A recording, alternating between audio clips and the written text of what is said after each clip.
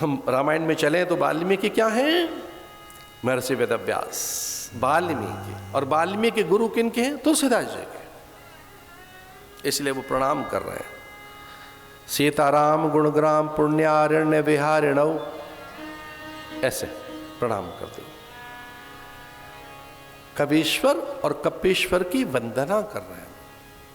कवीश्वरौ, रामायण के रचयिता वाल्मीकि। और कपीश्वर कौन है? ये कथा के नायक भी हैं, ये कथा में रहते हैं, ये आश्वासन देते हैं कि जहाँ कथा होगी हम रहेंगे। बड़े बड़े वक्ताओं को, महात्माओं को, भक्तों को अनुभूति हुई है। बाबा रहता है, बाबा माने हनुमान रहता है, बाबा कथा में रहता है, बाबा की उपस्थिति रहती है। जो ये पढ़े हनुमान चालीसा होए सिद्ध साक्षी गौरीशा। साक्षी गौरीशा। और ये बात समझ नहीं आई हमारे।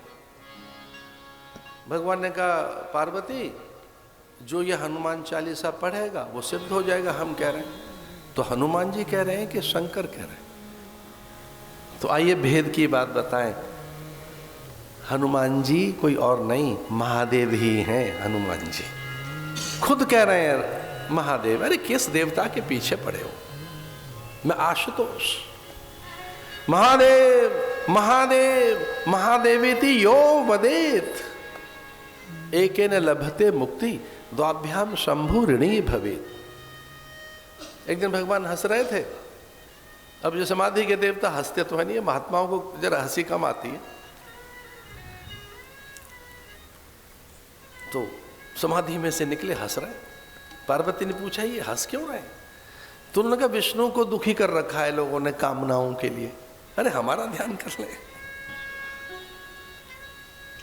इतने यजन भजन पूजन पाठ तपस्या उन्हें तो पता भी नहीं लगता। काम सिद्धि के लिए नारायण का स्मरण क्यों किया जा रहा है? महादेव, ये भगवान स्वयं कह रहे हैं। ये ध्यान से सुनने की बात है। महादेव क्या कहते हैं? महादेव महादेव महादेवेति यो वदेत एकेन लभते मुक्ति द्वाभ्याम शंभु ऋणी भवेत। मैं दूसरी बार में तो ऋणी हो जाता हूं, एक ही बार महादेव कहना पर्याप्त है। प्रभु पहचान परेव गही चरना सो सुख उमा जाए नहीं बरना।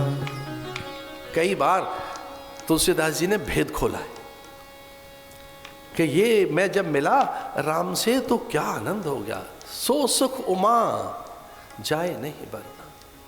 ऐसी लगभग 30-35 चौपाइयां हैं जो बार बार ये संकेत करती हैं कि बाबा माने ये बाबा हनुमान हमारा बाबा, ये बालाजी हनुमान जी कोई और नहीं महादेव है। अब उनकी मूल जो प्रति है उसमें लिखा है शंकर स्वयं केसरी नंदन। सुवन नहीं है, स्वयं है। जो मूल प्रति है हनुमान चालीसा की उसमें लिखा है शंकर स्वयं केसरी नंदन। तो हमें आपसे एक बात कहनी थी कि वाल्मीकि के यहाँ प्रकट हुए नारद और वाल्मीकि से कहने लगे राम कथा कर दो, राम कथा लिख दो, राम जी का चरित्र लिख दो। अब रामचरित्र ऐसा है कि उनके गुणों को सुनकर दुख भाग जाता है। रामचंद्र गुण बरने लागा सुनते सीता कर दुख भागा। हनुमान जी ने पता नहीं क्या राम कहानी सुनाई और सीता जी का दुख चला गया। आप चकित होंगे सुनकर, पहली राम कथा स्वयं भगवान ने सुनी अपने बच्चों के मुख से। पहले आचार्य कौन है? पहले कौन है वक्ता राम कथा के? लवकुश। भाई लवकुश ने सुनाई ना कथा। अब लवकुश राम कथा सुनाने गए राम जी को। अब राम इतने मुग्ध हो गए। आप वाल्मीकि रामायण में पढ़कर देखें कि राम अपने सिंहासन पर बैठे थे। राम जी राम कथा सुनकर वो सिंहासन से उठे और खड़े हो गए।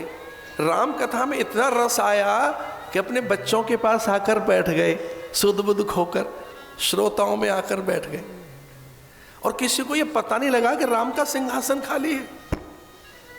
जब कथा संपन्न हुई तो पता लगा राम जी कहाँ गए। तो राम तो श्रोताओं में बैठे हुए हैं। और राम ने पहली बार कोई बात कही, पूरी जनपद में, पूरे प्रतिनिधियों में, पूरे मंत्रियों में पहली बार राम को सकाम देखा। राम जो निष्काम है, जो आप्तकाम है, पूर्ण काम है, अभिराम है, लोकाभिरामम रणरंग धीरम, तो राम सकाम हो गए और याचना करते हैं कि मुनि कुमार मैं नहीं जानता आप कौन है। देखिए भेद रख रहे थे वो। कथा दोबारा सुनाओ, चलते रहने दो। अपने ही गुणों पे खुद रीझ गए भगवान राम कथा। मुनि कुमारों से लव कुश से कहते सुनाते रहिए। आप कल्पना कर सकते हैं कि भगवान मंच से उतरकर सिंहासन से उठकर नीचे श्रोताओं में बैठ गए। श्रोताओं को पता नहीं है, वो सुध-बुध खोए बैठे,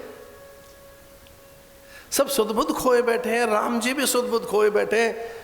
और मुनि कुमार लव कुश ने कहा कि हे राजन, गुरुदेव की आज्ञा पूरी होगी, हम चले।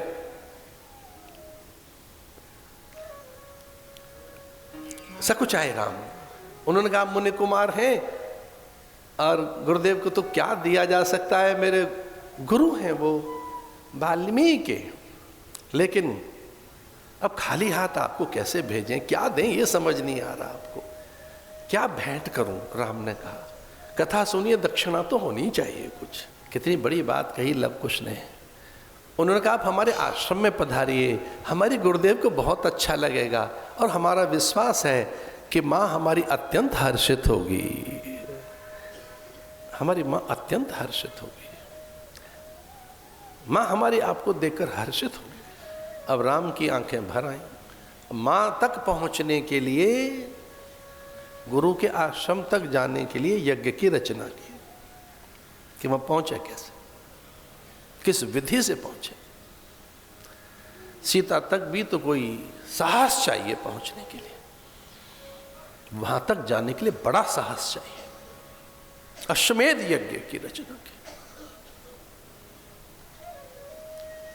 गुरु के पास खाली हाथ नहीं आऊंगा, यज्ञ का फल लेकर आऊंगा। यह है आदि कवये मुह्यन्ते यत सूर्य। आदि कवये, हम निवेदन कर रहे थे कि ब्रह्मा जी तो आ गए वाल्मीकि बनकर, और ये हनुमान जी में कौन आ गए, महादेव। अब ये तीनों देवता इकट्ठे हो गए त्रेता में। हनुमान जी में आ गए महादेव, वाल्मीकि में आ गए ब्रह्मा जी, और ये व्यास भी उनके उपजीवी ही हैं, व्यास भी उन्हीं से हैं।